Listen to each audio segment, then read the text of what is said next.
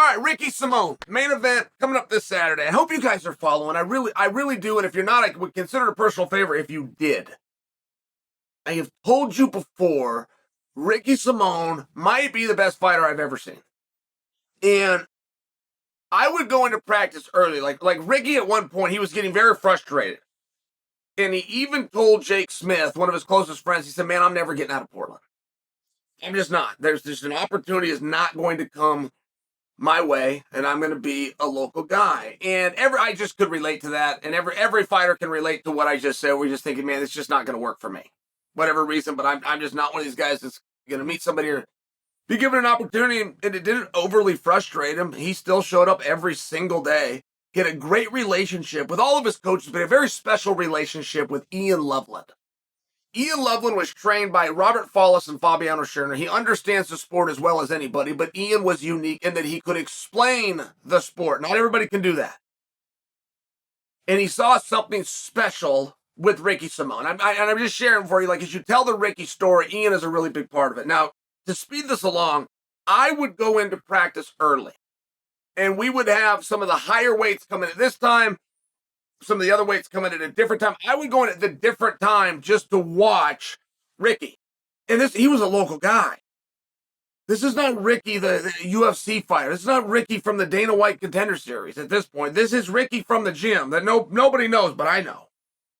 I mean, he was running up the wall and hitting punches off it. You know, before Showtime did the Showtime kick. Just for an example. Just a special and rare wrestler, turned kickboxer, turned black belt in jiu-jitsu, turned complete martial artist. Put this in perspective for how good Ricky is. Ricky is the last guy to beat Merab. Do you guys remember that? It was some people would call it controversial. It was a very unusual match. I don't know that there was controversy, right? There was a rule that had never been tested because we'd never seen a sequence before, so then they applied the correct rule. That's not controversy to me, but it is unusual. There's a number of reasons you would redo that match. And believe me, they tried. And we never got that match. Now, I'm going to leave it at there, but I'm just sharing for you, Ricky's very good. You then had a guy called Rob Font. Rob is awesome. Ricky beat Rob. Rob won the decision, Ricky won the fight.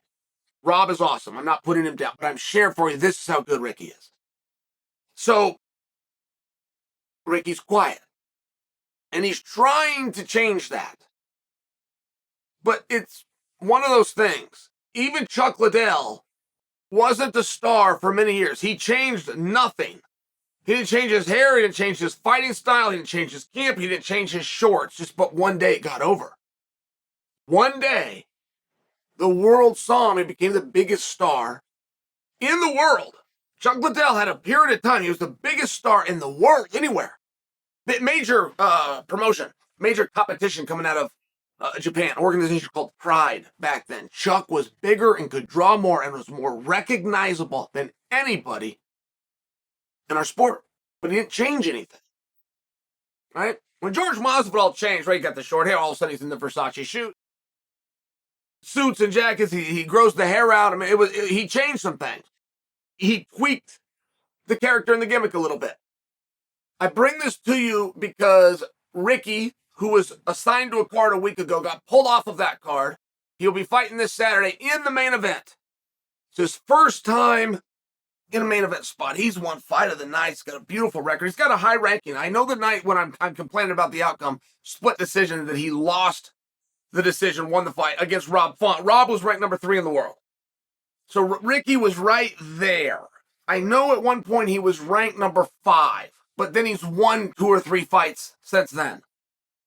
So I'm just trying to go off the top of my head for that weight class. You got Sean O'Malley was number 1. I know Jan's got to be there somewhere. I know Merab is believed to be a top contender. I know Cejudo came back and has to have a beautiful spot to be getting the fight. You know, so he's right there. There's some really impressive competition. But I want you to see him. I want you to watch him fight. I want this guy to get his opportunity. And Ricky really was having a hard time getting out. And it doesn't completely matter who you know. Like, there's not really anybody, no matter what their standing is in the industry, they would need to call someone else who could call. So it's a few steps. It's a few steps type thing. And Ed Soros happened to be in Portland. Ed Soros, manager extraordinaire, but he is a owner and a major decision maker with the LFA that has major distribution. And Ed happened to be in Portland. And I leaned on him. And I had never done anything with Ed.